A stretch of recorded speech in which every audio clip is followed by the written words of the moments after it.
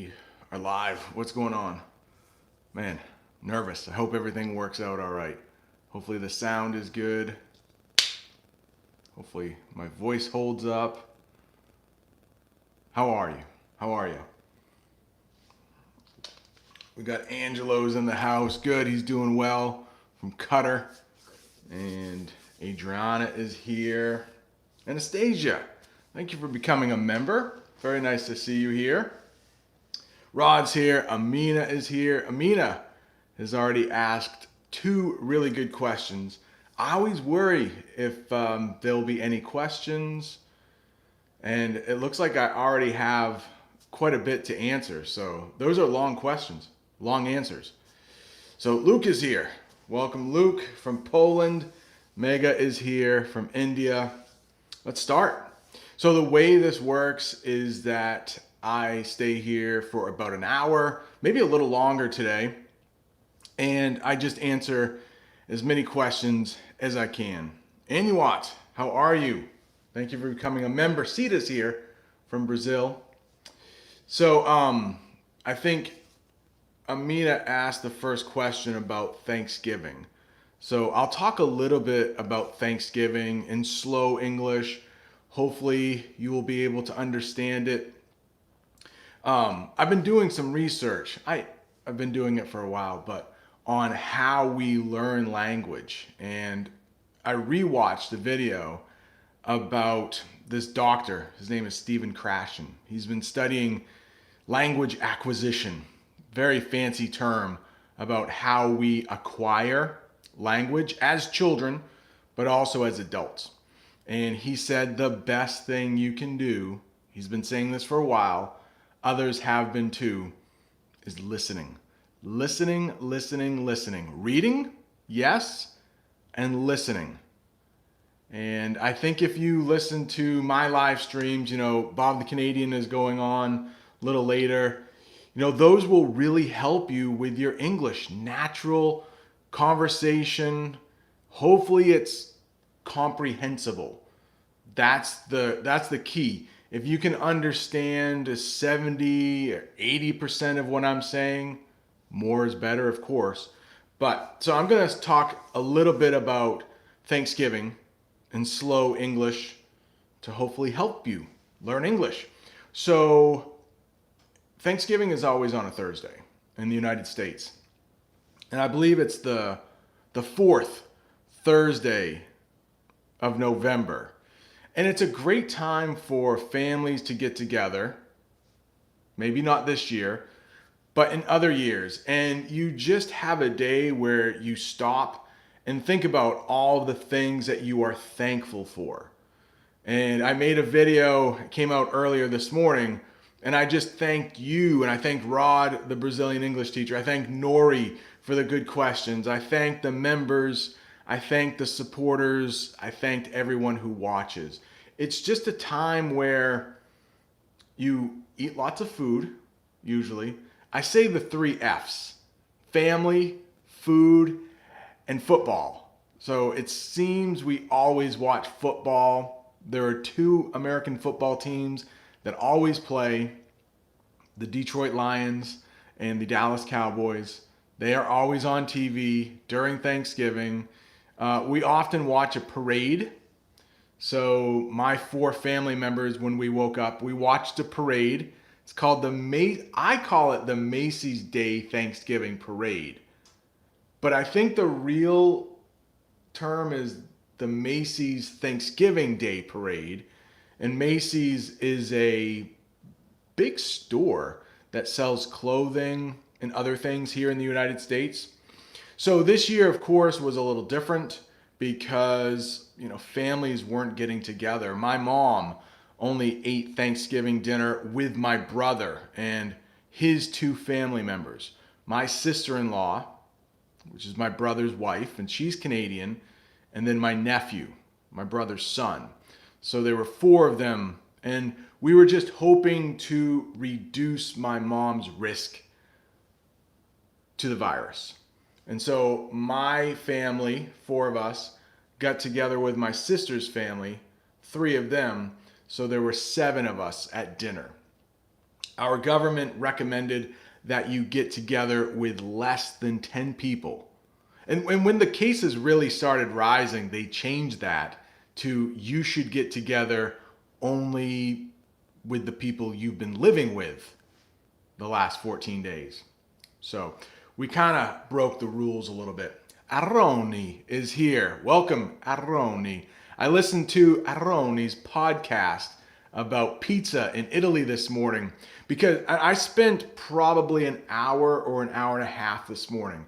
I got up really early listening to a lot of Italian. Sometimes I had the transcript, sometimes I read as I listened, and on replay. So this live stream, once it is out on replay, it will have subtitles. I don't think it has subtitles now though. Right, so that's Thanksgiving. So I can take plenty of questions that you have about Thanksgiving. I can talk a little bit about Black Friday. I think that is becoming a worldwide thing, I believe, Black Friday. And Amina had another question about pleading the fifth, which I can't wait to answer. Diego is here. Thank you for becoming a member from Brazil. Ivana is here. She is a teacher in Poland. Nori's here from Hungary. If you watched the last video, about a month ago, I asked in the Discord server that we have for channel members, do you have any questions? And I'll be answering those. Nori is great with questions. I don't think Elena is here, but she asked some really good questions. So it helps me because I know what people want. I could make videos all day long, but if nobody really cares, sometimes I like answering a real question in the video. And of course, in the live stream. I hope it's helpful to everyone. Oh man, Anuwat, this is a good question right here. Well, for me. What is my favorite song from the 60s and 70s? I would love to hear your favorite songs too, if you could put those down. What songs do you like to listen to when you're learning English? And if they're from the 60s and the 70s, even better. I do love the 60s and the 70s, rock music, American, British rock. British is good. And I am going to be doing a collaboration where two channels get together with Gino from Real American English. And we're gonna, I don't know if I should say it yet, but the Beatles will be in my video that I do for Gino. So I think my favorite song, I'll have to go with a Beatles song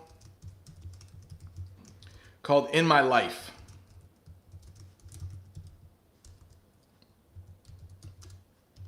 The lyrics are beautiful. The song is great. It's John Lennon. It's the Beatles. Come on. What more is there, right? I'm a big Beatles fan. Thank you for asking, Anuwat. Man, Angelo, I still plead the fifth. I still want to answer that, Amina. I got that. I'm thinking about it. Eric is here. Welcome. What is the difference between bravery and courage? Angelo would like to know. Let me put that right in the chat. I don't think there is really a difference between having bravery and having courage. That means you're a hero. A lot of times if there's like a burning building, right? Somebody jumping into the building to save children. That will often make the newspaper. We would say that person has bravery and that they have courage. So I think both of those words, dare I say, can be used interchangeably. Big word right there. But I think most English learners know that. You know, they're synonyms, I believe. Bravery and courage. I enjoyed it very much. Arroni. I enjoyed the podcast. I am going to listen to it again too. I listened to it twice this morning, and I will listen to it again. But I understood a lot of it.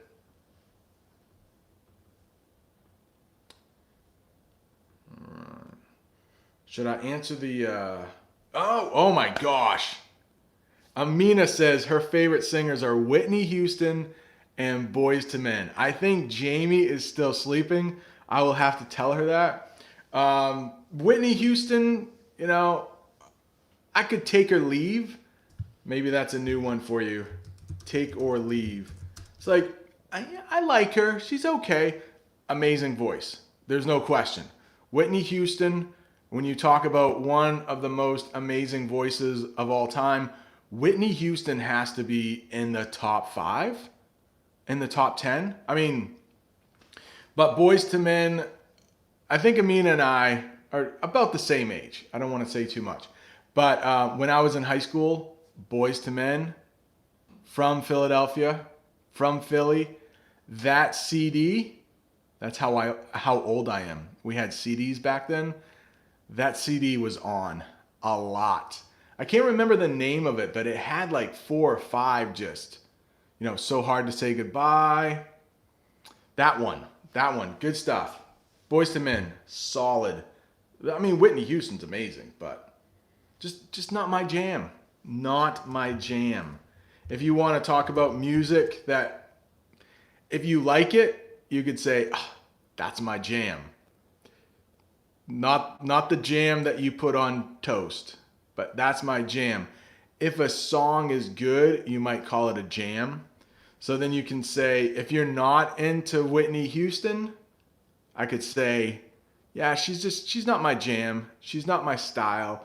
She's not my type. But I'll say, not my jam. Not my jam. Oh, Fleetwood Mac.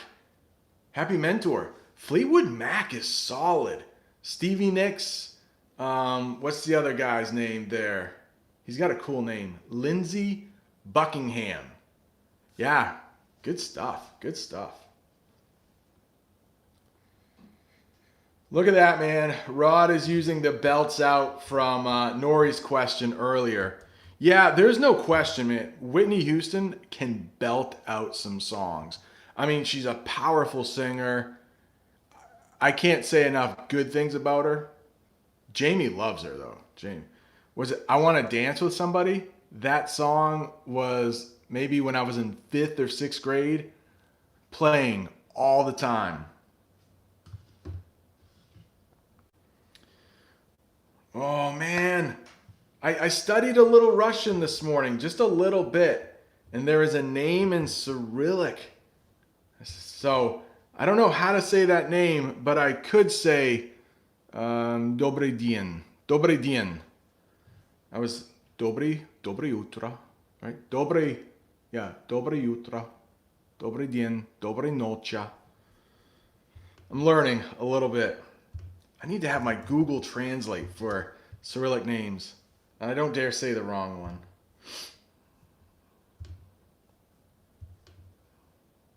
That's not working. So we could talk a little bit about plead the fifth, right? Plead the fifth.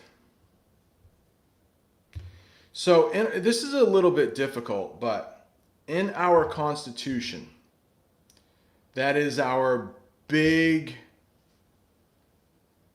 book, big paper with all of our laws, like our most important laws. And the Fifth Amendment says that when you are in court, you can't, the word we use in English is incriminate, but you can't say bad things about yourself. So if you are on trial for murder in court, you don't have to confess. If there is a question you don't want to answer because it might make you look bad, you can say, I plead the fifth. Which makes you sound guilty for sure, but the Fifth Amendment protects you from incriminating yourself. And I hope that I explained that in English that was understandable, that was comprehensible. So the Fifth Amendment, if you can confess. You can confess and say, I did it. But if you think you're going to say something that will get you in trouble with the law, with the police, with the jury at a trial, with the judge, you can just say, I plead the fifth. Plead the fifth. All right. Hope that helps, Amina. Thank you so much for your support, Amina. Diego has a good question here about flow and stream. That's a good one. It's a good one. So,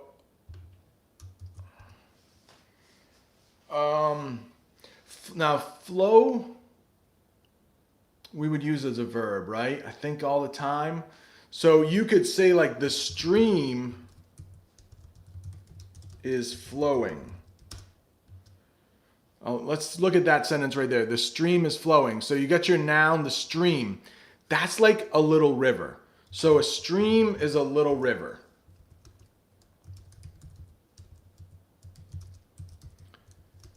And then flowing, or flow, is the motion. Go with the flow, Adriana says. Yeah, just, so if something is flowing, like, so think of like a little boat on that stream. You could say it's floating down the stream, but it's also flowing down the stream. Floating would be on top of the water, but flowing could also be the water and it's going down the stream. Hope that helps. Flow is a verb with motion, the water's movement, stream, little river, little river.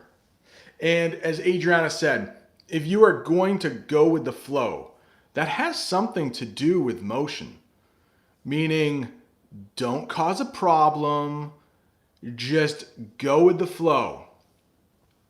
So let's say my family and I were taking a car trip.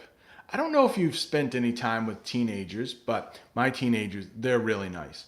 But some teenagers can just say no to everything, right? So let's say you're in the car, you're going on a little trip just for the day. We call that a day trip. And if the teenager's in the back seat, I don't want to do this. I don't want to do this.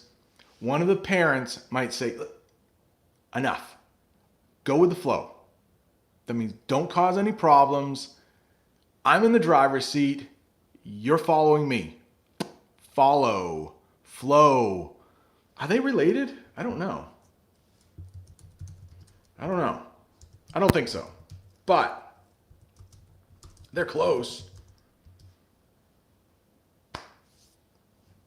Yes. Janin. I hope I say your name right.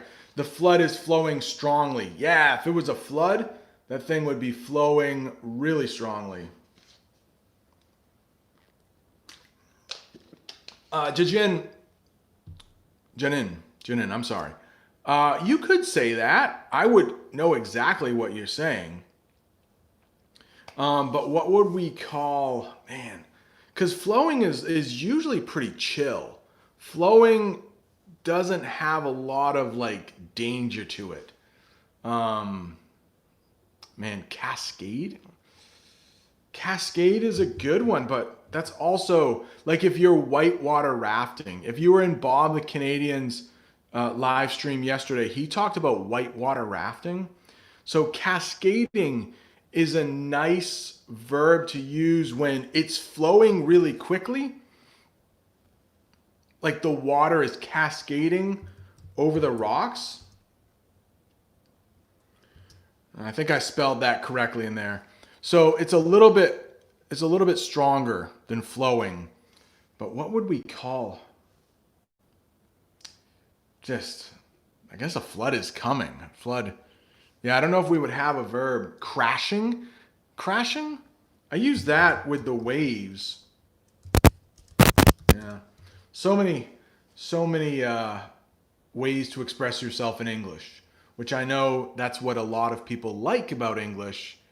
But I'm going to be doing a video very soon on why some people might hate English is because we have like one word, and I'm going to use flush in my video.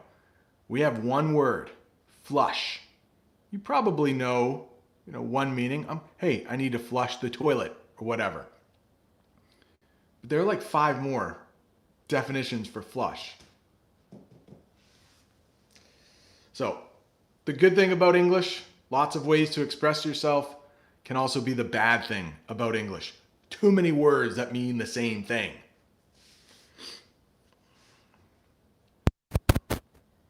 Yeah, Samira. Yeah, it's flow. That means like you could say like your life is flowing pretty well. Life is going pretty well. Excuse me. You could also say, oh, thank you. My Russian pronunciation is good. Is it спасибо? Спасибо. I'm trying to. Хорошо. Хорошо. Спасибо. Спасибо. So if somebody asks you how your Mega says the live is not clear. Is anyone else having problems with the live? I hope not. I can fix it if there are a lot of people that are having trouble. Oh, such a lovely and honest question. Should I go back, Nori, and find that? I lost my train of thought. I was told my Russian pronunciation is good. I don't remember what I was talking about. There are weird sounds. Is it just my voice? My voice might be weird. Thank you, Nori. Let's see. Can I do this? Hang on. Maybe. Okay. Oh, the video is quite blurry. Okay. I took myself off the Wi-Fi. So it is a little cloudy and a little rainy, but there's no wind. So hopefully that's better. Thank you, Mega. Thank you. Thank you. Amina, Dolly Parton, and Kenny Rogers for country music. Yesterday, as my family and I were watching the parade, they kept saying Dolly Parton was going to come on, but we didn't finish it. We had to go to my sister's house. But yeah, Dolly Parton. Kenny Rogers too. I like Kenny Rogers was in a band before he became a famous country singer. And I can't remember the name of the song, but I like it. Oh, I know what I was talking about. With the flow thing, you could say to, if somebody asks you, how is your life going? You could say, and we often use it as a joke, but how is your life going? Swimmingly. Swimmingly means it's going really well. Like you're just going with the flow, things are good. But often when we say it in a joking manner. Swimmingly. The reason that Rod and Aroni have blue names is because they are also moderators. So if they want to kick somebody out, they can boot them. But they've been moderating the channel for a long time, and I think they might have had to boot a couple people, but not many people. Alexandria, welcome. Thank you. Oh, I'm so sorry to hear that. Samra, life is not going swimmingly. And unfortunately, 2020, the year that a lot of us are living in, depending on your calendar, has not been a great year, 2020. There have been a lot of ups and downs, mostly downs. But I keep saying that I started this YouTube channel in 2020, and I've met so many awesome people around the world that I do like to try to think positively. So I can think to starting this channel, and I point to that as something I am happy about. But there have been a lot of downs, especially if you're out of work. Jamie and I, my wife, we are very fortunate that we both have been able to keep our jobs as teachers. So, oh my gosh. I say that Rod and Aroni rarely ever have to, and then something happened and Rod had to do something. So Rod, thank you for that. Thank you for that. Rod, check out his channel. I'm doing an interview with Rod later on. Well, we filmed it last weekend, but thank you, Rod. We filmed it last weekend, but it is going to premiere after Bob the Canadians. So here's a link to Rod's channel. You may just want to, like put a little reminder there, like, oh, I might want to check that out at a couple hours. It's in about 2.5 hours. Ruslan is here. How are you, Ruslan? The video better? Is the video better now that I'm not on my Wi-Fi? And I think Wi-Fi, that's the word all around the world, isn't it? Do we all use Wi-Fi? Uh-oh.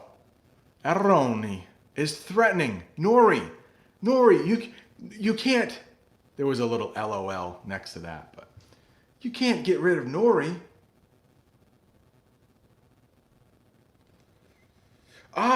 Luciano.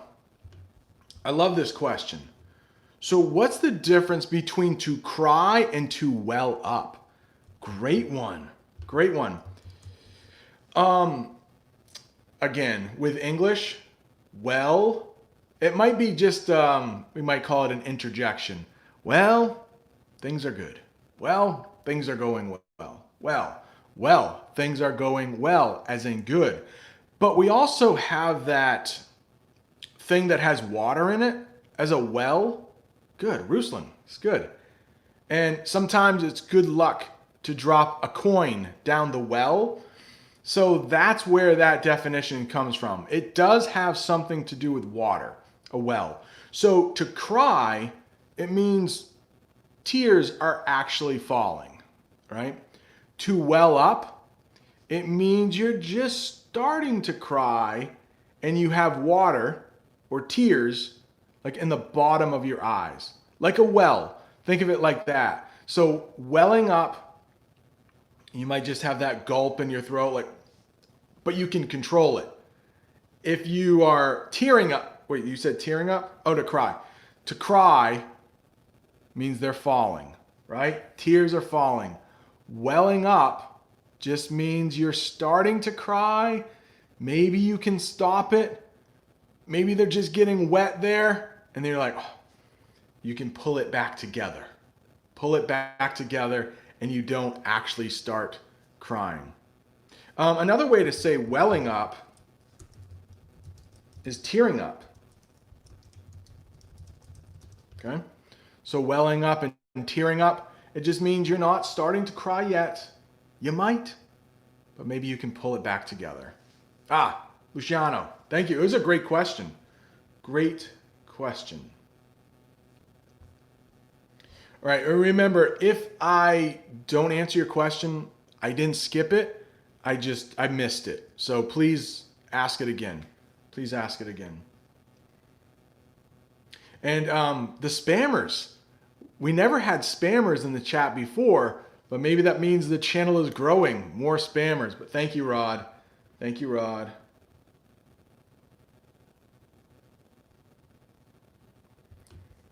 Yeah, so Happy Mentor, I missed the part about somebody getting a promotion.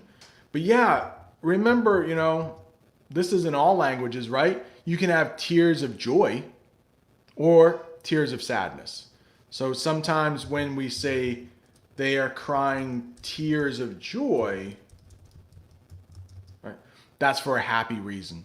So if somebody had a promotion, that would be a good thing. And you might well up a little bit like, oh.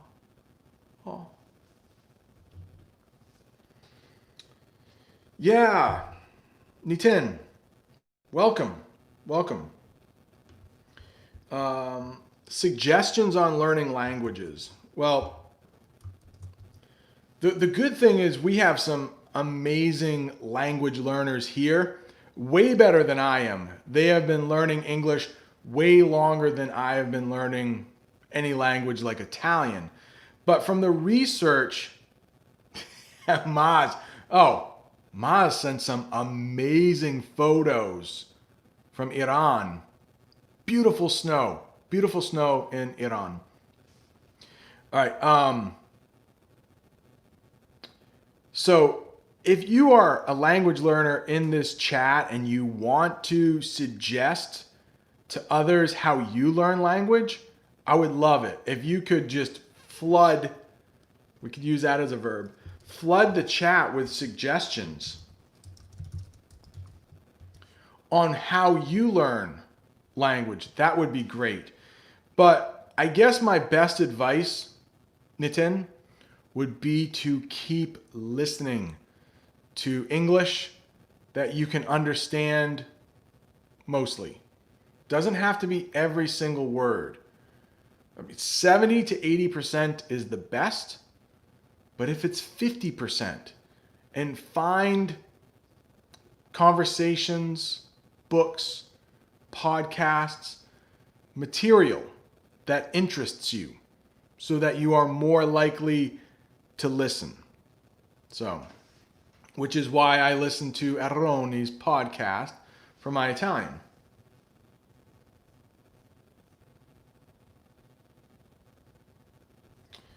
All right. Nori is wondering about, Maz, I'm happy to see a spammer. But I'm so glad that Aroni and Rod helped me out with that. So Nori is wondering, what does it mean to muddle up? Muddle up. This might be mostly British, but we use it in the US. We do. So if something is muddled, that means it's confusing. And I'm not sure if muddled comes from mud, but we have another saying in English when we say it's as clear as mud.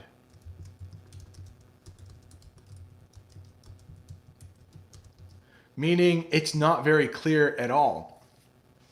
So if my video was really messed up, like it was before, and you couldn't see it, you might say, wow, that video is as clear as mud, meaning it's not very clear. I don't get it. You can also talk about an English podcast. Maybe it's really difficult. You can say that is as clear as mud. I don't understand it. So if something is muddled up, it's confusing. Okay? So what could be muddled up? Let's talk about that car trip with the parents and the teenagers. Well, maybe they get lost. Maybe their GPS, maybe their map takes them on the wrong way. And then you could say that trip was muddled up. It was confused. They were confused on that trip. It didn't go as well as you hoped. Muddled up. Your travel plans. If you were going to fly somewhere, but because of the virus, your plane flight was canceled, you could say your plans have been muddled up, or your plans have been muddled. Confused, changed in a bad way. Hope that helps. Nori? Miho is here from Japan. What is going on? Okay, so what's the difference between not really and not much? Okay.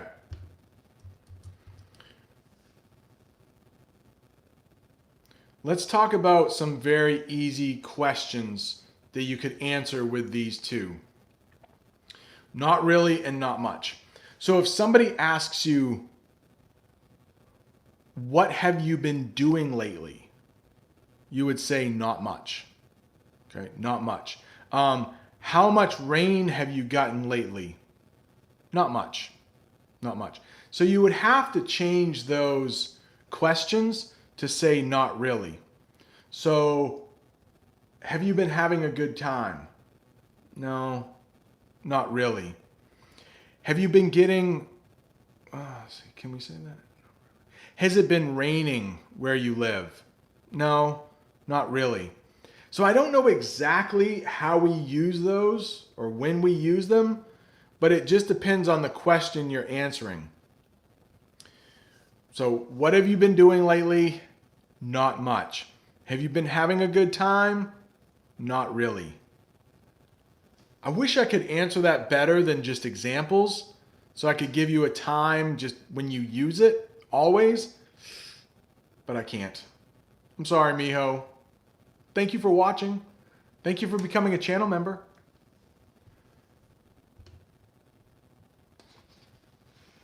Oh, geez. Happy mentor. English is confusing. Okay, so let's talk about metal. Ooh. I'm going to write it because we also have like metal, what like swords are made out of. Oh my gosh. English. Why do you have to do this to us? Okay. Metal. The way I wrote it there. Meddle. Thank you, Happy Mentor, for spelling it correctly. I don't know if I could have. So we have metal like this. Okay. That's like steel, hard. What's metal? I don't have anything my microphone stand is metal. But the way you wrote that, it means to interfere. Okay? To interfere, to get involved. Let's say, a husband and a wife, or a boyfriend and a girlfriend. We're having a fight, and you don't want to get involved. Like, I'm not touching that. I'm not getting involved. You could also say, I don't want to meddle in their problems. So it means to get involved, to insert yourself where you're not needed. Like, I don't want to meddle with that. I don't want to get involved. I don't want to bother with that. Semiconductor Devices is back. Hey, it's been a while. How have you been? Welcome back. Yeah, so Nori is saying that she loves English for its diversity. Diversity is just another way to say the differences about English. It's you can express yourself a lot of ways. It just can be confusing. Yes, iron is a metal. Thank you. Is it Samira? Samira? Amina loves English. And Amina is very good at English. I have spoken to Amina through Zoom chats. And Nori is very good at English too.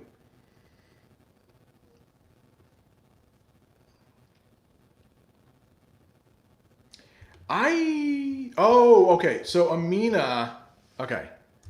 When we use John Hancock. Okay.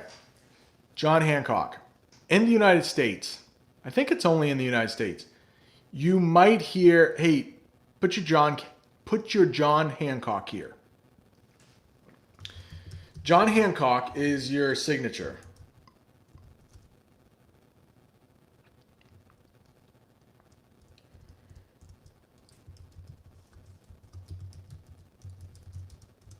Okay. Your John Hancock is your signature. So if you look up a picture right now of something called the Declaration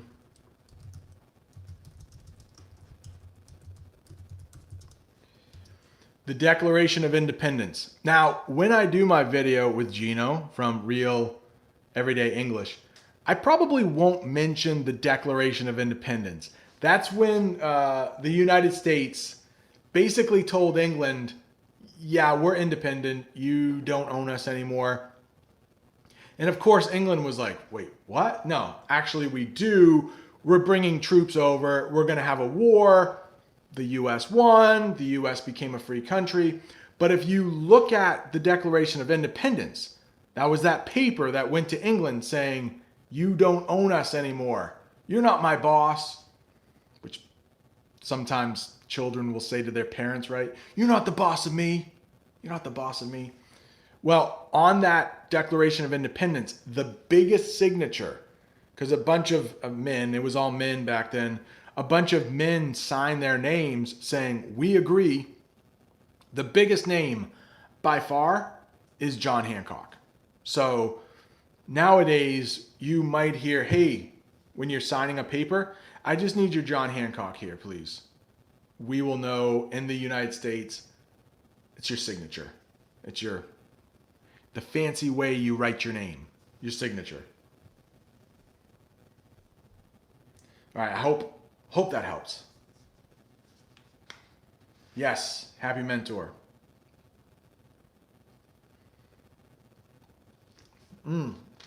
Semiconductor devices. Arroni is wondering if it's an old term. Well, for the boomers like me, we will know what it means.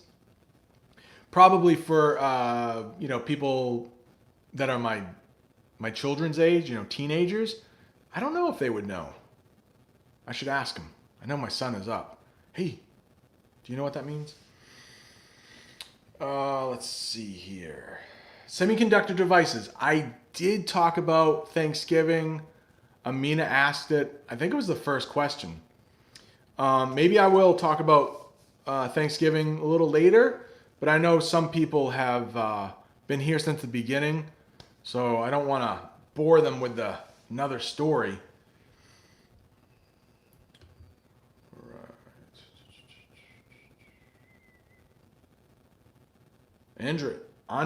Andre. Yeah, what does it mean, a high horse? Okay. This is going to be, okay. Phrasal verb here. Stuck up. If you know what that means, if someone is on their high horse, they're stuck up. But that could be a little difficult to explain. If they think they're better than everyone else.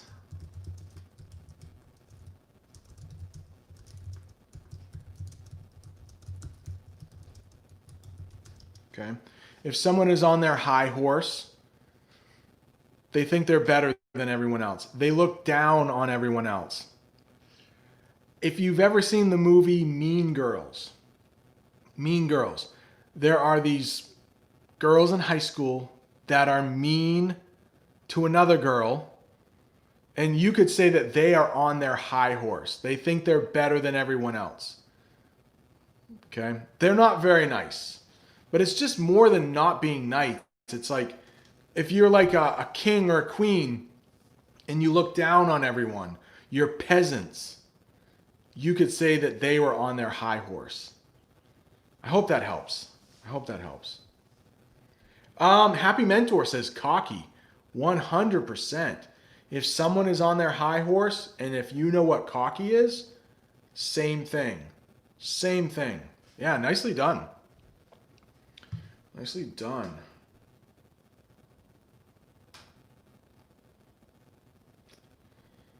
And just a reminder, if you are new here, you can subscribe. If you would like to become a member, that helps the channel out. We have Zoom meetings a couple times a month. We had 2 this past week for gold and silver members. Might want to check that out. I put up a little Christmas decoration video for members. It wouldn't be good for the whole channel, I don't think, but it's not really about learning English. But there are some goodies for you if you become a member. All right, Nori. Yeah, you nailed that one. So I'm just going to copy this because what Nori said almost answers the question. So compel and force are, I would say, the same thing all the time. And she uses a great example. Last year compelled me to cook more. So I'm not sure why, someone would be compelled to cook more. It could be because of the virus. Restaurants are closed. Because restaurants are closed, you could be compelled to cook more. With everything going on, you could say, wow, because I've had to stay inside my house all the time, I've been compelled to study English more. I've been compelled to read more. Yeah, very nicely done. Where is Jamie? Amina wants to know. I don't know. She might be sleeping still. She likes to sleep. I wake up early. Anastasia. Again, thank you so much for becoming a member. Let's see what this question's all about. If someone is in a lot of debt and the bank doesn't want to give them a loan, can we say that the person's name is dirty? If not, man, what would we use? I don't think we would use dirty. Dirty can often be something sexual, okay? Man, but they could, if somebody's money is dirty though, that means they got it illegally. Dirty money is illegal, but I don't think we would call the person because the bank. It depends if they were spending money all over the place and they weren't really saving their money and it's their own fault. Dirty might work. How about this? Maybe deadbeat. We might say that a deadbeat is someone who doesn't pay their bills. And you might also hear deadbeat dad. Deadbeat dad. That is a dad who has divorced the mom and will not pay child support, will not pay money to help out the mom with the kids. That's a deadbeat dad. So deadbeat might work for that. If it's the person's own fault. If it wasn't an accident, if they lost their job because of the virus and they got into money trouble, we wouldn't call them dirty. But deadbeat, that's a bad thing. Maz is wondering if a person flirts too much with a female, tell her, can we call him dirty? Oh yeah, for sure. For sure. We might call them a player. But an older man who hits on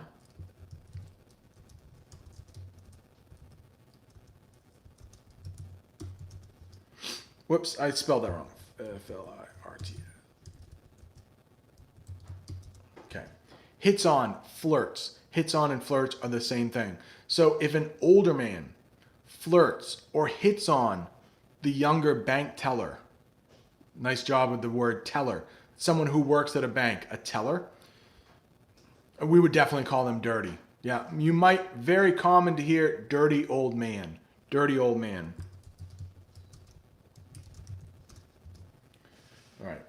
All right, now Susanta, this is what makes English so tough.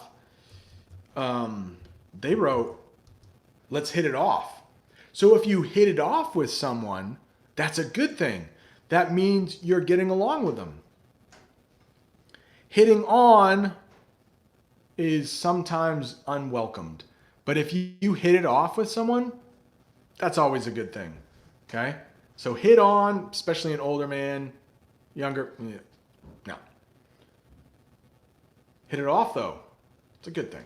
It's a good thing. Well, it says I'm disconnected from the chat.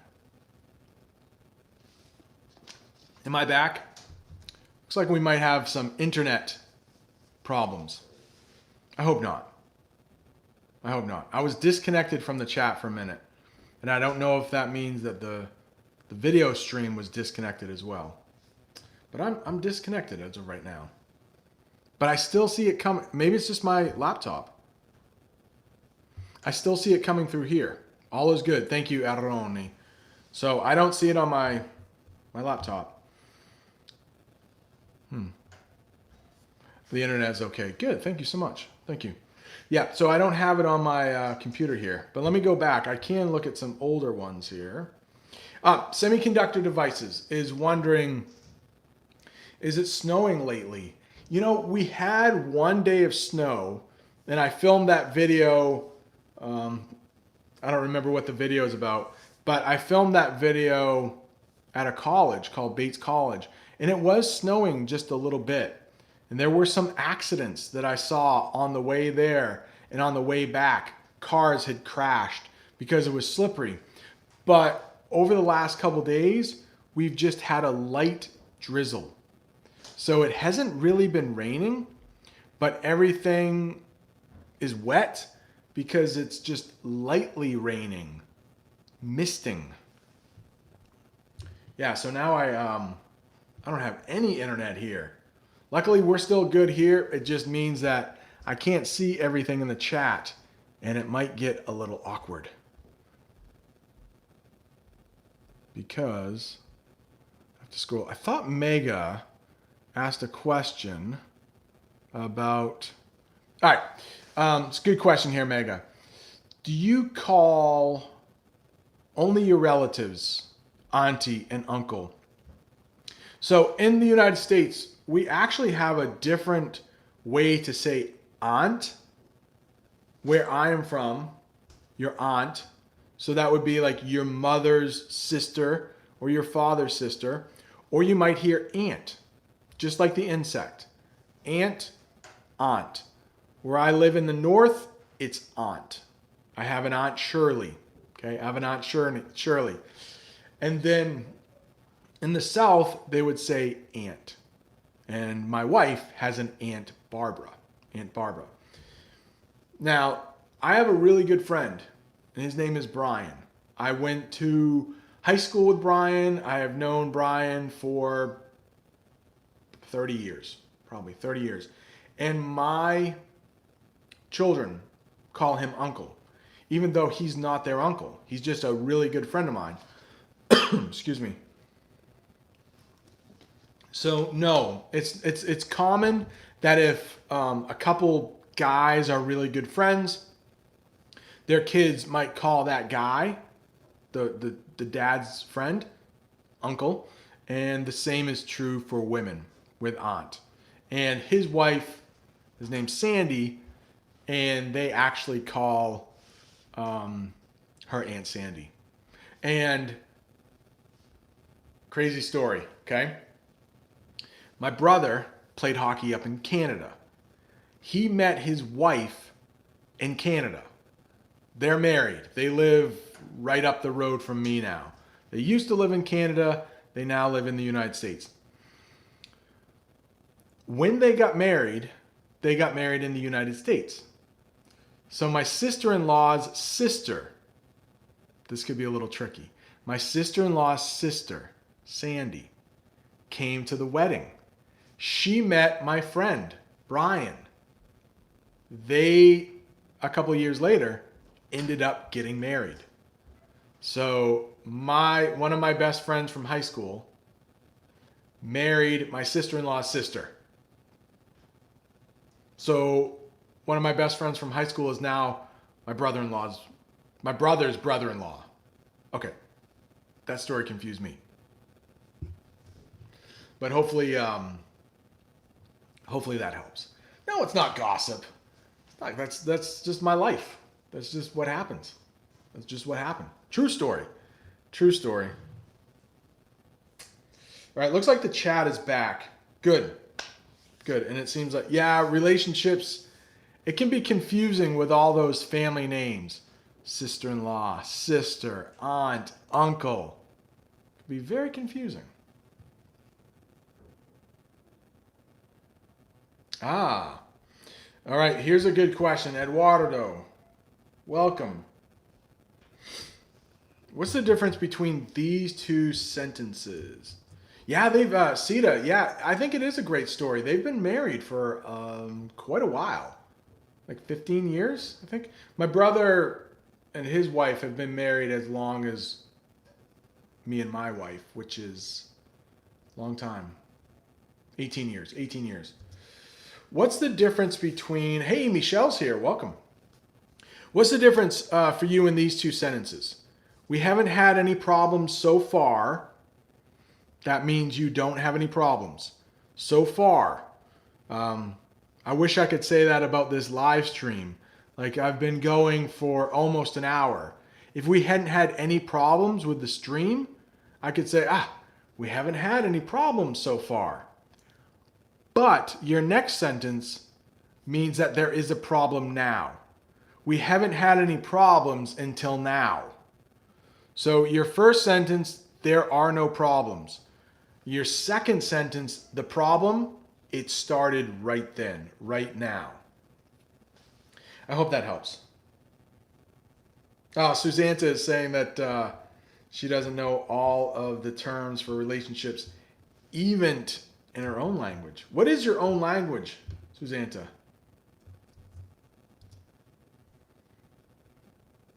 Attila, welcome.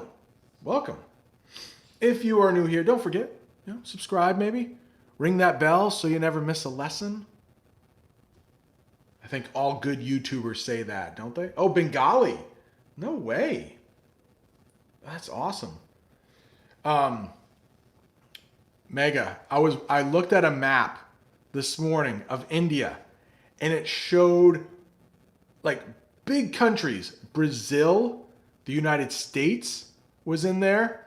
Bangladesh was in there. Big countries. And it showed how many people lived in India, and it was all made up of these other really big countries. So many people. 1.3 billion people live in India. So welcome.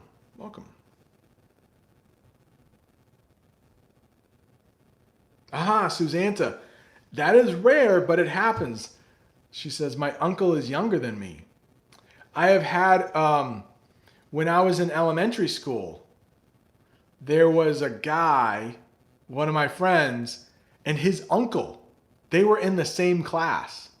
He never called him uncle, though, like Uncle Bob or whatever. He never called him uncle. It was just, I don't remember the boy's name, but they never called each other, uncle or nephew, but that happens. Ah, okay. Michelle, thank you for becoming a channel member. Thank you so much. Here's the question. How's it going over there? Yeah, it's going pretty well. Going pretty swimmingly. We talked about that earlier. Pretty swimmingly. How do you call a type of snowflake when it's snowing and with clumps of snow? Ooh. There are some languages we call indigenous people. So people that were here before in North America, before Europeans came over, okay? And Africans, brought over by slavery. Indigenous people of Alaska, they have over 50 ways to describe snow. So English doesn't have that many, but what we would say is that is great snowball making snow, okay, because it's so sticky, and we would also call it sticky. So that kind of snow that clumps, we don't have a word for it in English, but if you wanted to tell a friend, like if it ever starts snowing, and it's usually the first snow because it's a little warm and there's a lot of water in it, the snow will stick together pretty well. So I might say to my son, hey, let's go outside. That snow looks good for making snowballs, or it's sticky snow. Okay? Hope that helps. Sue 1000, welcome.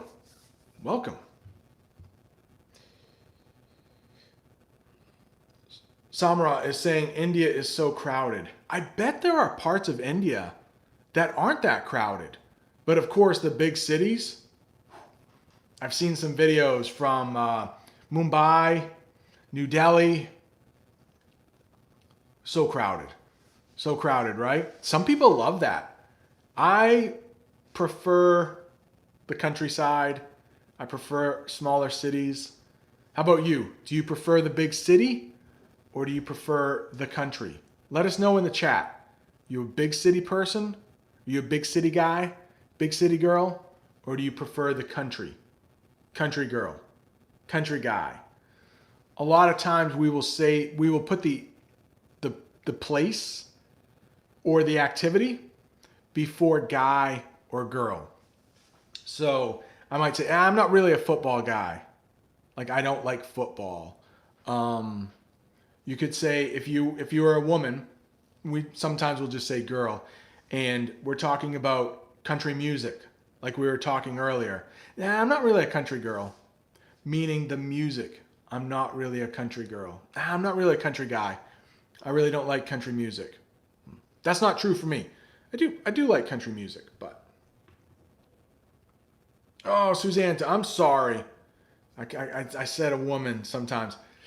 In the Zoom chat, we were talking how most guys' names in English, but not just English, will end with a hard consonant, like my name, Brent.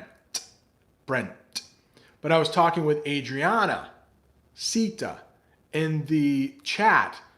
Amina, I believe, was there. So a lot of name, not all, but a lot of names for female, it will end with a softer vowel. So, all right, Amina says, prefer the countryside. Amina sent some pictures of snow in Toronto. It looks like they got hammered.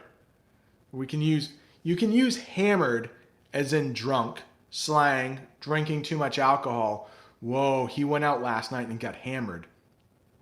Or you could use it for weather. So in Toronto, they had a lot of snow, and we could say that Toronto got hammered when talking about the snow. If there was a lot of rain and a lot of flooding, you could say, oh man, they really got hammered by that flood. They really got hammered by that rain.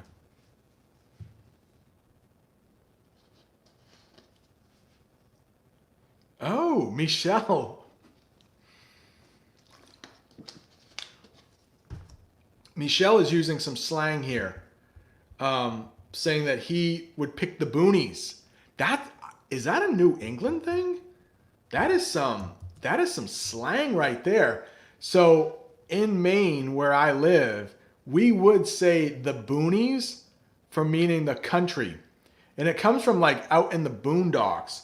The longer one is boondocks. Like way out in the country, the boondocks. But, man, Michelle, that sounded like Maine right there. But if you say you prefer the boonies, and it's not always a bad thing. Like if you like living out in the country. Yeah, I mean, I like living in the boonies.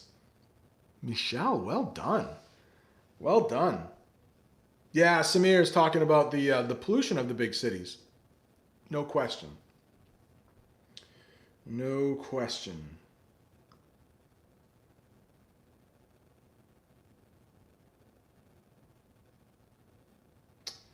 Let's see. Nori is wondering. Again, thank you for becoming a channel member.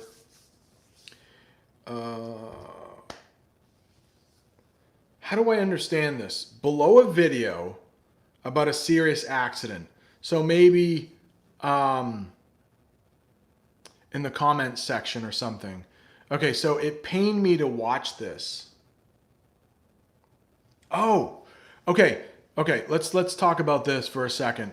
So if something pained you to watch it, it meant it was really hard for you to watch. Maybe like, somebody got hurt and you don't like seeing people get hurt. I am like that. And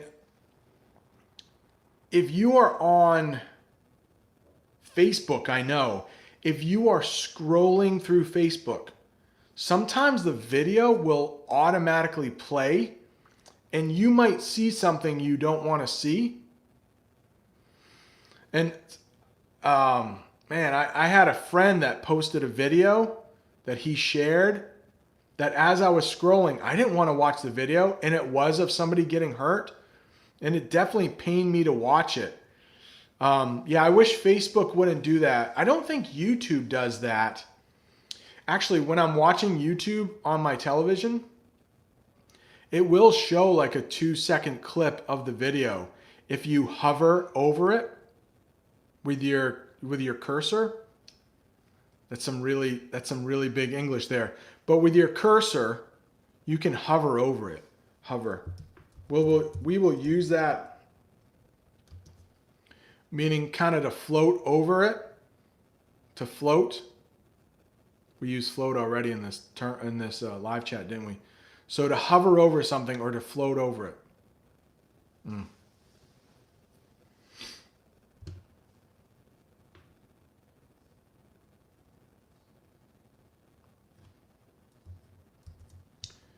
Yeah, I would love. See, Angelo and Mega were talking. I would love to visit Qatar one day. I would love to go to the World Cup in Qatar. I don't think it's going to happen.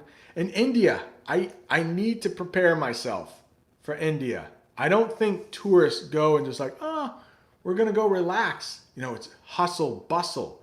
Those are some terms you can use when some city is very busy. The hustle and bustle of the city. Hustle and bustle.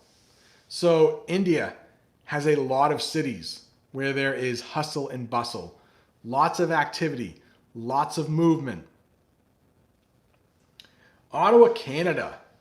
I mean, I love Canada. I really do. I have a lot of love for Canada. There is the United States and Canada really have a good relationship. You know, our borders are usually pretty open, not during the virus. And when I say the borders, it's very easy for me as an American citizen to travel to Canada. I at one time I only needed my driver's license, but now you need a passport, or we have something called a Canada card in the United States. Canada card. Oh, Angelo, I would love it. A Canada card is like a passport, but it's a little cheaper and it's a little easier to get. But if you have a Canada card, it might cost $20, then you can go into Canada. But Samra lives in the capital of Turkey. Oh no, what's the capital of Turkey? Is it Ankara? Is it Ankara? I would love to visit Turkey. I cannot remember the name of the city. But they have a lot of hot air balloons in Turkey. And I want to get some Turkish ice cream when I go to Turkey. Ankara. Okay, Ankara is the capital. Oh, thank you so much. Okay.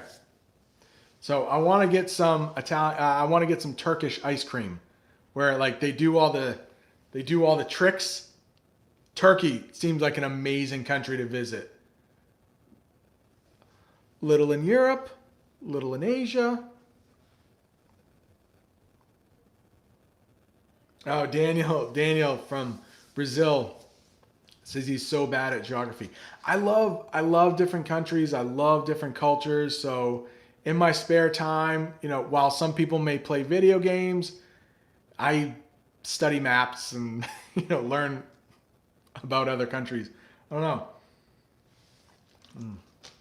Suzanne, I would love to visit Turkey one day. I would love it. Love it. Ankara, beautiful. Oh, Bangladesh. That's another one when I would love to visit. A lot like India, you need to be prepared because I believe Bangladesh is it the most densely populated country? And when we say densely populated, doesn't mean they have the most people, but they have people squeezed into the smallest space. That's what population density is. If something is dense, it's thick.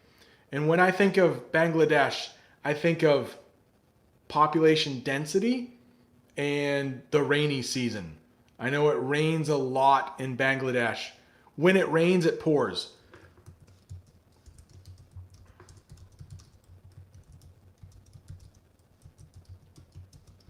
When it rains, it pours. So we often say that about the rain, you know, when it's pouring, but we can also talk about bad luck. When it rains, it pours. That means if I have one thing go wrong, I might have 10 things go wrong. And I know I'm only holding up 10. That's 10. So I might have a lot of things going wrong at the same time. When it rains, it pours. Meaning, if I get one piece of bad luck, I am going to get a lot of bad luck. Things are not going well for me. Things are not going swimmingly. That's for sure. If you say when it rains, it pours. People are pouring in this chat. Are they? We have 40 people in the chat. That's respectable. Oh, Petrolina? Is that in Turkey? Petrolina? I watch a lot of travel videos too, and I didn't want that to pop too close to the microphone. And recently, one of my favorites, his name is Gabriel Traveler. He went to Turkey. Mahatbaha. That's almost like hello in Turkish, I think. Mahatbaha. Mahatbaha. Something like that.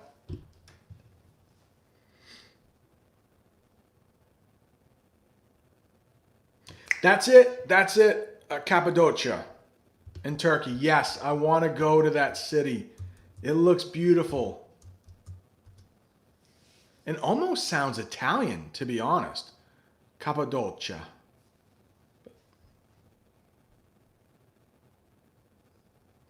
And of course, Turkey has a great history with the Ottoman Empire. Very powerful empire.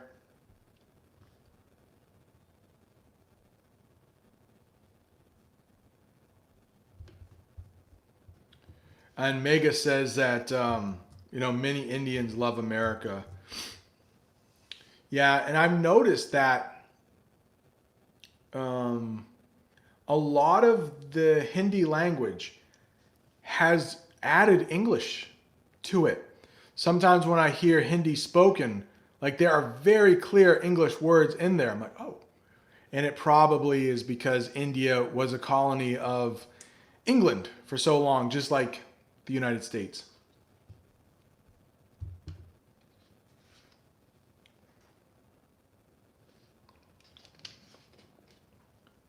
All right, I don't know. Nori, I have never heard this expression. So Nori is asking about 3 hots and a cot. I don't know. I don't dare say what that means. 3 hots. Like if somebody is a hottie, they're good looking. Okay, you might say that in English. Could be a guy, could be a girl. Could be a woman, could be a man. Looking person. How about that? And a cot is something you sleep on. So I don't know. I have no idea what 3 hots and a cot means. I don't know.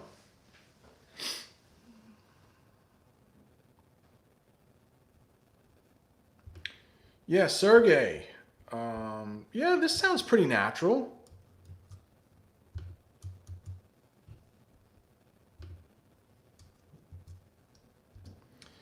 The fighter clenched his fist in a gesture of anger as he was called a coward. Yeah, that flows really nicely. So clenching your fist is like this. So I'm assuming that the fighter is about to hit whoever, or in the video I released today, belt. I talk about belt as a verb. So the fighter clenched his fist in a gesture of anger as he was called a coward. So he could have been about or ready to belt that person, ready to punch them. Daniel has a question about Black Friday. We really haven't talked about Black Friday. Daniel, thank you for becoming a member. Thank you for all your support. Thank you for the banner you made for the channel. Thank you so much. So we haven't talked a lot about Black Friday. And if you're not familiar, if you're not aware, I think more countries are doing Black Friday. But for the United States, Thanksgiving is always on a Thursday. The next day is a Friday. And that is called Black Friday. And it's called Black Friday because when a business makes a lot of money, we say they are in the black. When they are losing money, we say they're in the red. So Black Friday is a day when stores have a lot of sales and probably make a lot of money, which is why it's called Black Friday. But because of the virus, a lot of people are shopping online. And this has been happening for the last 10 years or so. So now something that is really popular is Cyber Monday. And that is where all of the online shopping happens. Really good deals, maybe at Amazon, for shopping. So Black Friday is in the store. Cyber Monday is online. But this year, it's been different.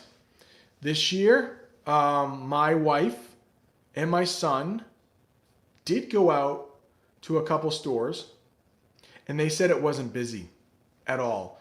If it was busy, they weren't going to go into the store. Some people will get up really early. Like maybe they won't even sleep. Maybe they will have Thanksgiving dinner and then they will go camp out at a store. On the way home from my sister's house, we stopped by a store called GameStop. They sell video games and Xboxes. There's a new Xbox coming out. There were people in tents on the sidewalk camping out just in case that store opened for Black Friday and had some Xboxes. They didn't have any Xboxes. But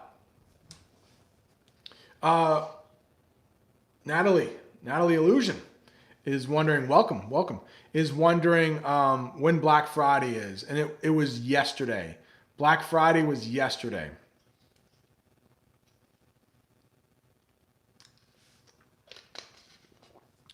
All right, Michael. Yes, happy mentor. Yeah, always after Thanksgiving. Hey, Zobaida. Yeah, we've been here. I've been here for an hour and almost 20 minutes. But you're not late. Yeah, Samara, stay safe. Yeah, stay home and stay safe. Absolutely.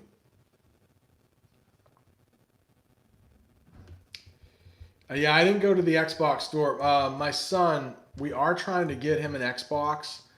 His birthday was in May and he turned 13. And in the United States, 13 is a big birthday. That person is now officially a teenager. 13. Go from 12 to 13, teenager. When my daughter turned 13, we took her to New York City. She saw some Broadway musicals. And because of the virus, my son really didn't get anything. He doesn't really want anything, which is kind of strange. We rented a cabin in the woods so he could go fishing for a week. And because of COVID, it didn't happen. But he wants an Xbox. So we're like, okay, we'll get you the Xbox. But it's been hard to get. They can't make them quickly enough. They can't make the Xboxes quickly enough. And we knew it would be a problem. And so, yeah, Mega. In the United States, we have this thing called Amazon Prime. And I think it costs $120 a year, $120 a year. And your shipping is pretty much free if you pay the $120. No, Aroni. We're not going to get any Gucci stuff. Gucci, no. He would like it. Yeah. I think my son follows Aroni on Instagram. And he's talked about Aroni's drip. Daniel, right? Drip. When you're dressed really well, a slang term that's being used now in the United States is drip.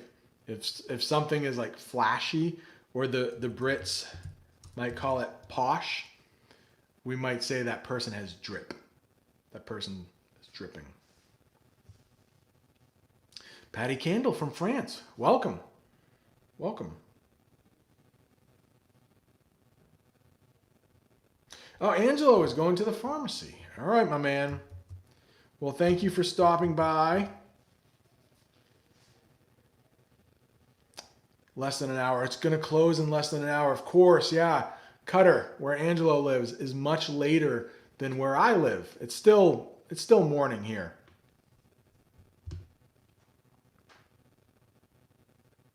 All right, Michelle. Oh, man. Knuckle down. To be honest, Michelle, we do not use it in American English.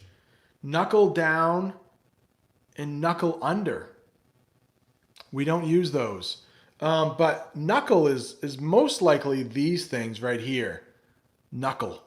Right there. Those like pointy things. So I think if you want to belt somebody, you want to hit them. You want to hit them with the knuckles. But we don't use that term knuckle down and knuckle under. We might use buckle down.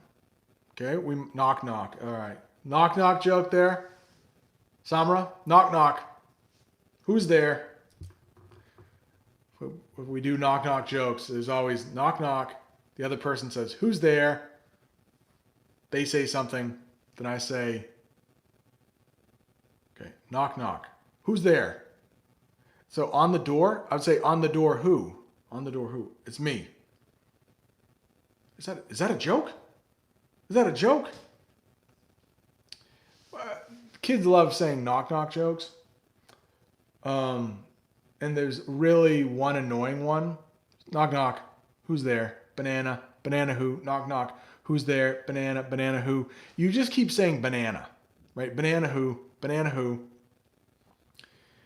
And then when the person gets really mad, you say, knock knock. Who's there?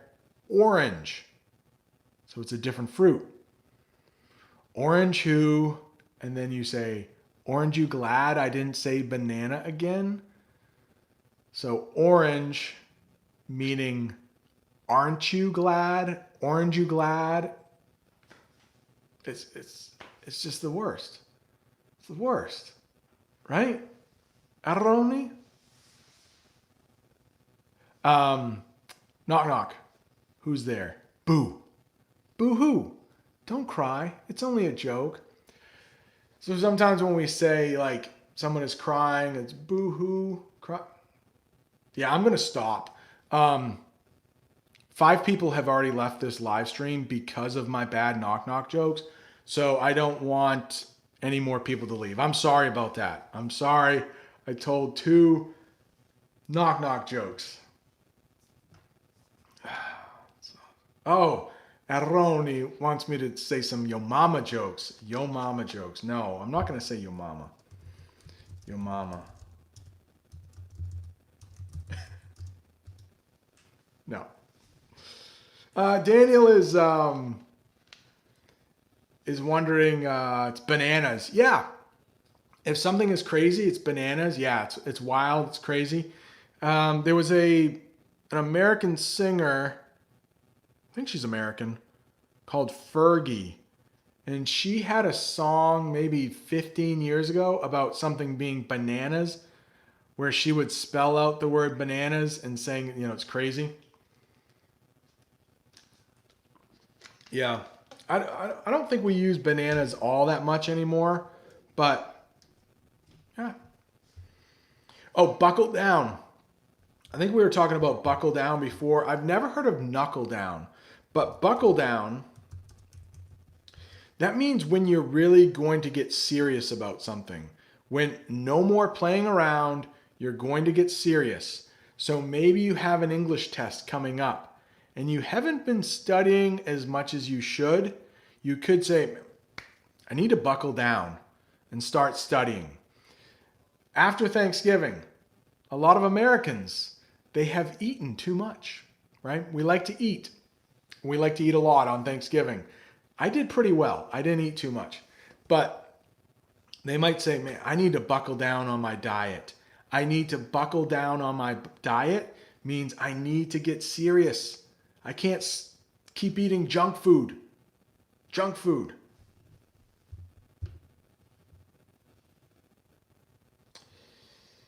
David Dobrik. I think that's how you say that name. Oh, Amina, thank you so much. I think he's a YouTuber or something. I've seen him on TikTok. I don't know much about him though. Oh, Nori. Okay, Bob the Canadian has a video about something that drives you crazy. Oh, okay. All right. Drives you crazy. Yep, not like driving. Nice job, Nori. Yeah, if it drives you crazy. My mom, when I was a kid and I was being bad, I wasn't bad that much, but if I was ever bad, she would say, "You kids are driving me to drink, driving me, forcing me to drink alcohol because we were so bad. You're driving me to drink." My mom did not drink. Still, I mean, she's still alive. She does not drink alcohol that often. But that was something funny. She would say, "You kids are driving me crazy. You kids are driving me to drink, making me want to drink more." Okay, happy mentor. Thank you. Thank you. I didn't know that. Maybe it's British. Maybe it's Australian. I don't think it's Canadian. You know, American and Canadian English are like very, very close. So Happy Mentor says, "I think these are not common expressions. Knuckle down means to start something very hard. Knuckle under means to accept something." So knuckle down and buckle down seem pretty close. Pretty close. Oh, Mahdi from Saudi Arabia. Another country I would love to visit. Oh, welcome. I'm glad you could join. I've been going quite a while. I don't know if I'll go until Bob the Canadian starts his live stream, but I will put a link to Bob the Canadian if you would like to. Oh, Sita, that's so nice. Thank you so much for the super chat. Very nice of you. Very nice of you. And you're already a channel member. Thank you so much for your support. I usually put all of the money back into the channel. So got my GoPro over there. Thank you so much. A lot of help that people have been giving me. I appreciate it. Michelle says, I'm sorry, Michael. Michael says that I'm bad at English, writing paragraphs. Yeah, it can be tough. It's been tough. Para means next to. Graph means writing. So literally, a paragraph is writing next to other writing. So in paragraphs, we always indent. Indent. In English, we always indent. And when we start a new paragraph, we go in the line a little bit. Those are paragraphs. Maybe I should do, excuse me, maybe I should do a short lesson one day on writing in English. Because that's what I do, you know, at school. I teach my students writing, reading and writing.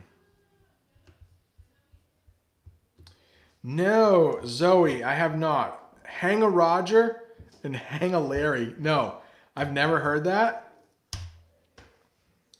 But it sounds pretty funny. No, hang a Roger. Somebody asked me to do a video on directions. And are you okay? Your nose is running. My nose is running? Is it? No, I don't think it is. But if somebody's nose is running, that means they have stuff. Did you hear Jamie? You heard Jamie? Yeah, I don't know what they were talking about. They got loud for a second, but I can hear them. I was hoping you weren't able to hear them, but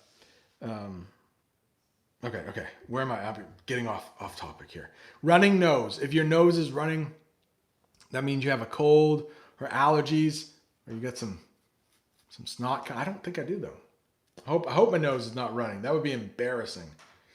About the directions though, if you're giving somebody directions in English, you might say hang a left, hang a right, It's another way to say take a left, take a right. Or you could say bang a left, bang a right. When you're telling someone how to get somewhere, if there is a native English speaker, if they know that English is not your first language, they might not say that because it is a little bit of slang.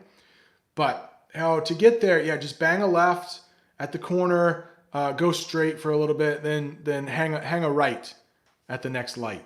They might give you directions like that. Hopefully there won't be so much slang. But Mega said that. Oh, did she get rid of it? I wanted to. Yeah, I don't touchy-feely. I think if you ask most Americans, we're maybe not as touchy-feely as some European countries.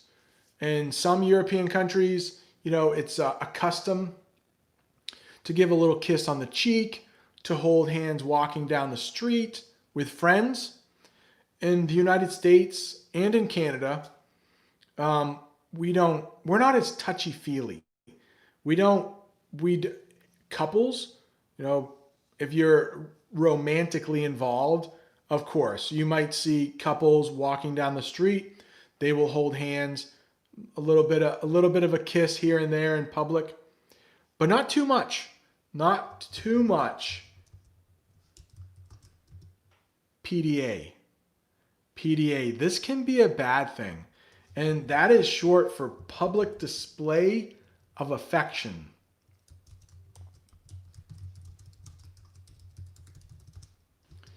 So if a couple is really like kissing a lot, we call that making out. We might call that making out. You don't want, it's going to stay family friendly, Aroni. But the public display of affection, that means people really like showing affection in public, kissing too much. Americans are like, whoa. You might hear them say, get a room already. Like, get a hotel room. Like, we don't want to see that. Go somewhere, not in public.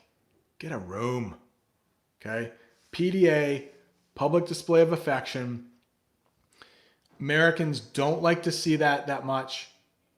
A lot of kissing, a lot of hugging. It might make us uncomfortable. We might say, get a room. Oh, and Patty Candle in France says that too. Oh, and Amina says not good. And it's interesting, in some cultures, it's fine. But I know that as a man, if I visit Saudi Arabia, and I hope I get to one day, Mahdi, that I should not shake the hand of a woman. It's just a different culture. In the United States, it is fine for a guy to shake a woman's hand. You might not do that. You might, if you're just meeting them for the first time. Like, oh, you definitely would not kiss them, even a little peck. And the hugging, I don't know, maybe.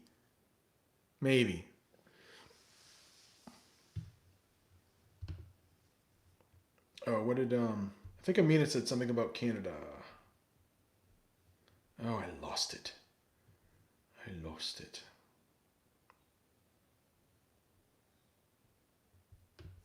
Oh, okay. In Canada, they might say take a left, take a right. Yeah, they might.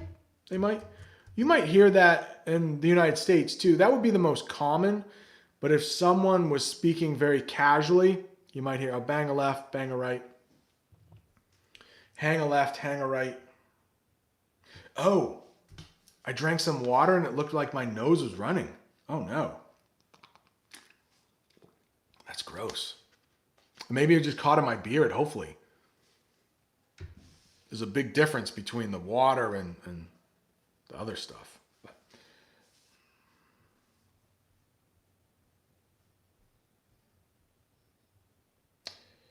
Anywhat, great question.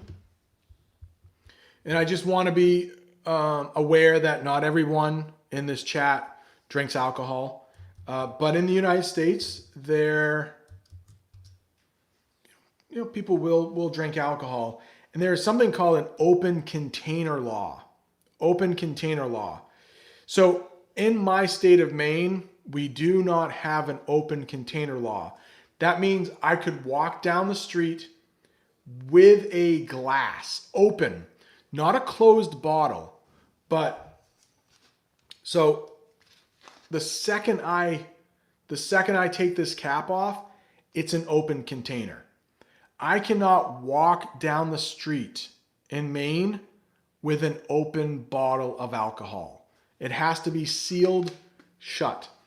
If you go to New Orleans and Louisiana, they have some streets where you can carry an open container. You can go from bar to bar with an open bottle, an open glass of alcohol. In Maine, no, I can't. Mm-mm.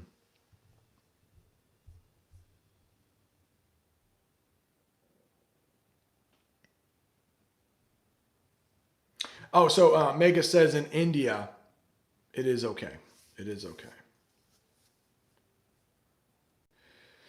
Yeah, I do have. I brought a piece of paper. I don't know if I brought a pen. But Zoe also has a great Instagram about learning English. Ian 24/7, I think it is. Correct me if I'm wrong, Zoe. Ian 247.com,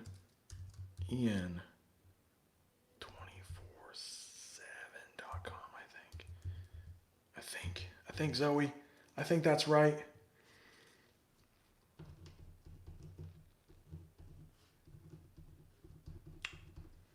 Yeah, so I'm just writing that down, like, so, as, and if.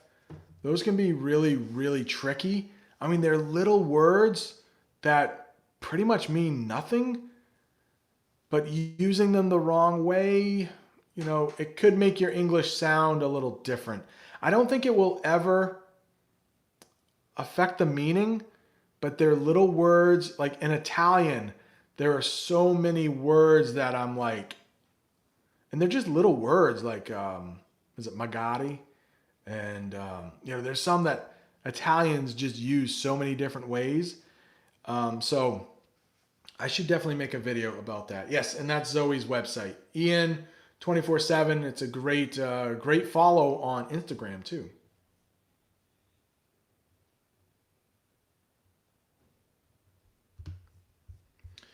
Madi, I'm not sure what that means.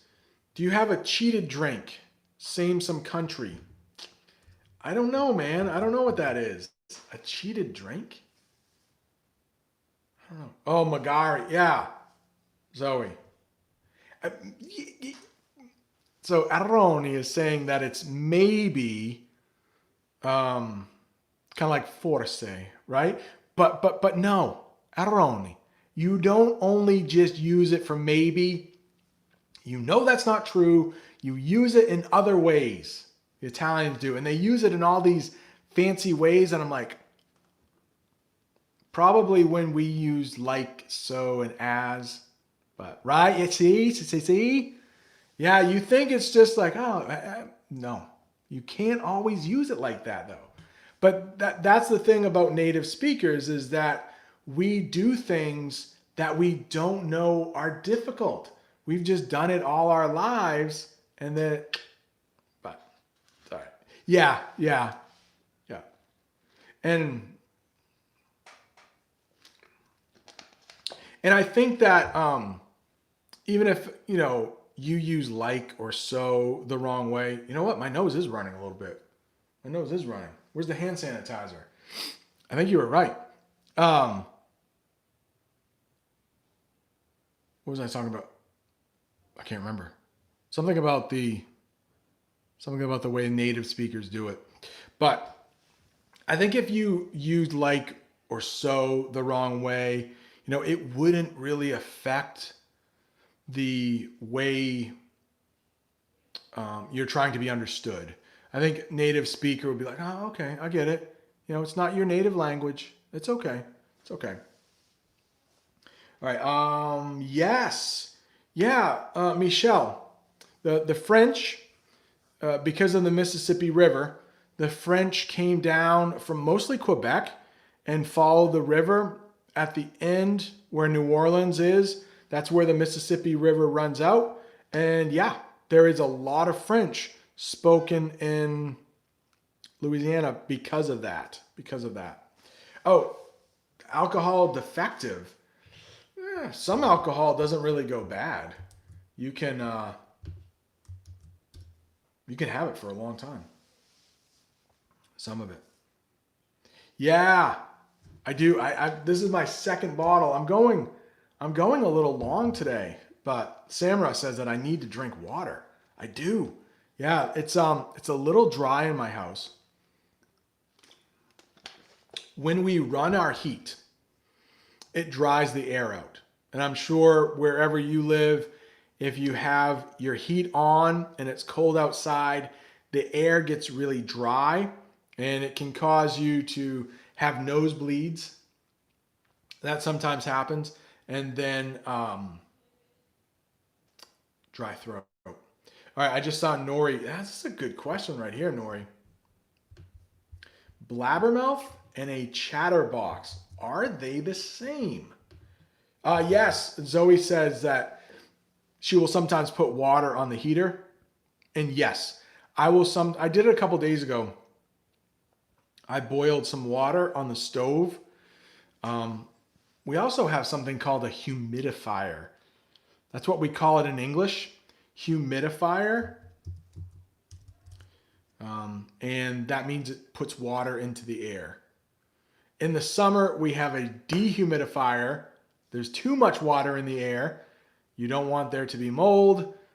And then in the winter, you need a humidifier to put that water back in. But it costs money, it costs energy to do that. All right, so blabbermouth and chatterbox, are they the same? Oh, and jack of all trades. All right, so really quickly, calling someone a jack of all trades, is that negative? No. I think in Bob the Canadian's interview with Rod, he said that he was a jack of all trades, master of none. Now that could be negative, meaning you don't do anything that well, right? Nori, two really good questions. Yeah, Marty, your body needs water. Yeah, I get a headache. I bet a lot of people do if they don't drink enough water. Your brain is like a sponge. It needs that water. It needs that water to work. Rod, Zoe is wondering, when will Rod share that interview? I will share it again. I shared it once already. I'll share it again. Okay. Where was I? Sometimes you'll say that in English where you can't remember where you were, like what you were doing. Where was I? Okay. So, yeah. Master of none. So, jack of all trades, it means that person can do a lot of things well. And that's a good thing. But master of none, it means they don't do anything that well. So that's when it could be negative. Let me just type that in the chat.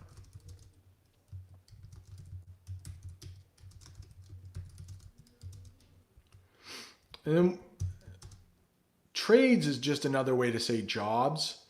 So you could go into the trade of plumbing. Plumbing might be a trade. So a person might be able to fix electric wires. They might be able to fix your toilet. They would be a jack of all trades. But when you add master of none, it's usually a joke. But that might have a negative connotation. Okay. Blabbermouth and chatterboxes. A little bit different. Chatterbox likes to talk a lot.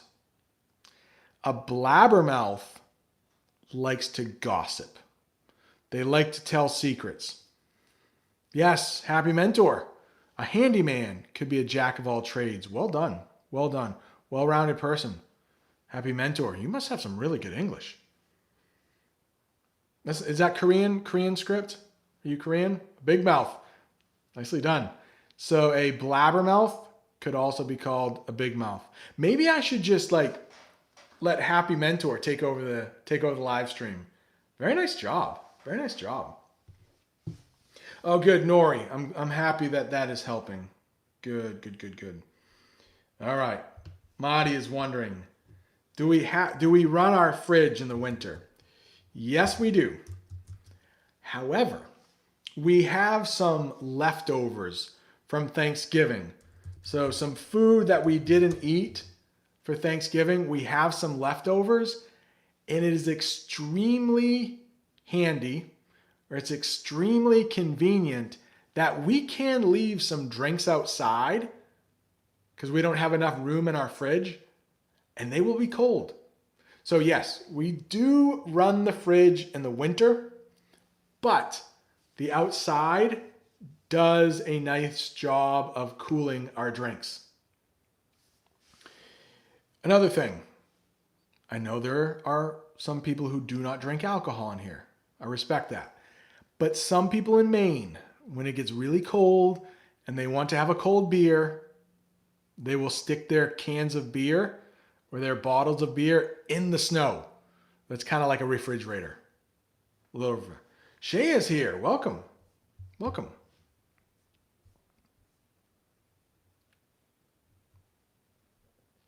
All right, Daniel. Have fun with your family.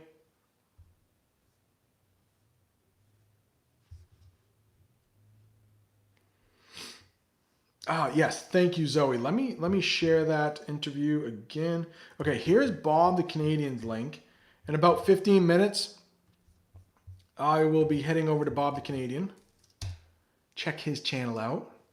I'm sure most of you know Bob the Canadian because I get in the comments a lot, hey, I found your channel through Bob the Canadian. And I did thank Bob the Canadian in my last video. He's been very supportive of the channel. So in about 15 minutes, maybe 10 minutes, I'm going to head over there and watch Bob the Canadian's channel. And then after Bob the Canadian, geez, there's a lot of English today. I have an interview with Rod, the Brazilian English teacher, on his channel. We recorded that last weekend. Rod showed it to me. I was really nervous because when somebody is asking me questions, I get nervous and I say stupid things. I only get usually interviewed for jobs, but I was really nervous. And luckily, Rod was able to edit out all the stupid things I said. So that was good. That was good. Excuse me. Stay hydrated. Stay hydrated. Oh, Michelle is wondering, I don't know why Russians keep fridges in their houses. Sometimes it's 25 below. Sometimes our fridge actually here in Maine keeps things from getting too cold. Because if we put them outside, they would freeze. So the refrigerator, in a weird way, keeps things from freezing. They keep them just warm enough. Oh, Samra, thank you so much. Thank you so much. Nori, great questions today. Nori, thank you. And I have more questions to answer from Nori from the Discord server too. If anybody is looking to become a channel member, there is a link. You will get some bonuses if you do. Some videos early, sometimes some bonus videos. But all of the English learning for this channel is free. The only videos you will see as a channel member would be early videos, or I did a video about Christmas decorations, just because this channel is mostly about English, American culture, but I did put up a video about decorating for Christmas for the members. So Nori, I think I copy and pasted already. What's the difference between a proverb and an adage? They are both the same. So in English, a proverb or an adage is a short saying that is supposed to teach something. And I think I said one in one of my videos last weekend or the weekend before. Ben Franklin. He's old American guy. Died a long time ago. But Americans will often say his proverbs or his adages. And he said, early to bed, early to rise makes a man healthy, wealthy, and wise. Early to bed, early to rise makes a man healthy, wealthy, and wise. Bit of a tongue twister too. So if you go to bed early and you wake up early, that's healthy. You'll have a good job and you'll be smart. That's basically what he's saying. But it's a proverb and it's an adage. Same thing. All right, Madi has a good question. What's the difference between a quote and a proverb? So a proverb is always meant to teach. It's always meant to give advice. A quote is simply saying what another person said. And sometimes there can be famous quotes, but a quote is just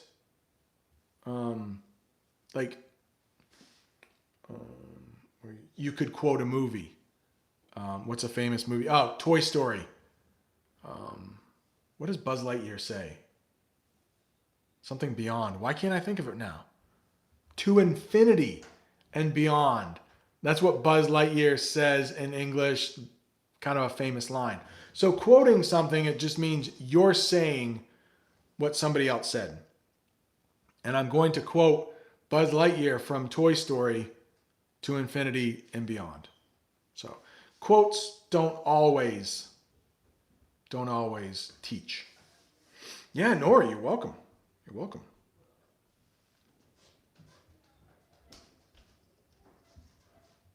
Now, Michelle is wondering, can I recommend some history books? Here's the problem. Be right back.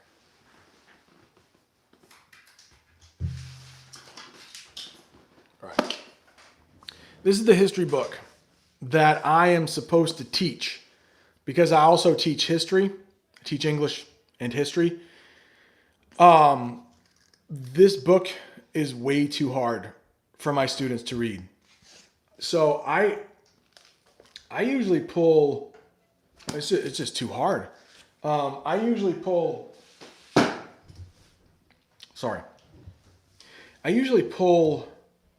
articles off of this site. It might be only for, yeah, it's so hard, Nori. It's so hard.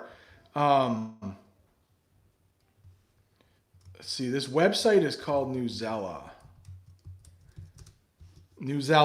And I'm not sure that you can read it for free. My school has a subscription. And Madi, I have read some of those articles on the members feed. I think I read one about the presidential election. I read one, I think on this channel too, about Ruth Bader Ginsburg. So Newsela will cover a lot of history and topics that are happening in the news, but at a level that's not like college level. My students are, 13 and 14, and that book was really meant for college. So the book that I use at school is so written at such a high level, I don't use it with my students. So I don't know of a really good book for history. I think you can find some really good articles online, to be honest. Yeah, I don't know about a book that you would have to buy. It's a good question. Nori is wondering about a book about my country. Yeah, this is, it's heavy too. Like I'm lifting. I could like work out with this book. But The American Journey, it's pretty cool. Like when you open it up, it's very colorful. It probably cost the school a lot of money to buy. It's just written at a really hard level, which is unfortunate. Let's see. Building of the Panama Canal, though. A lot of pictures. It's just too hard.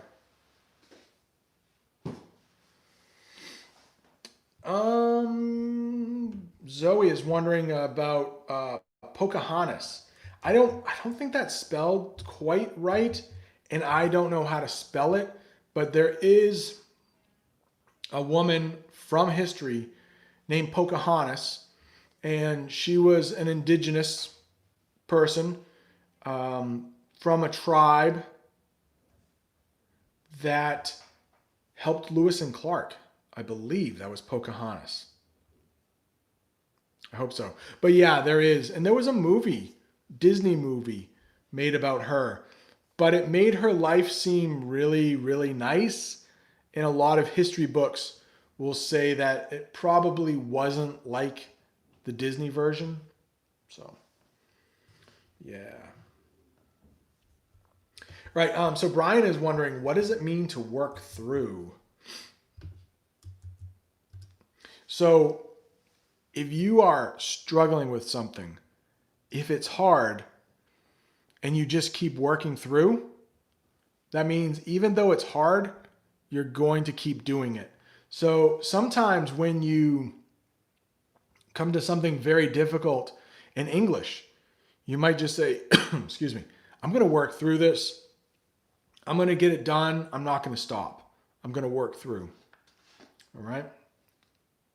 Yeah.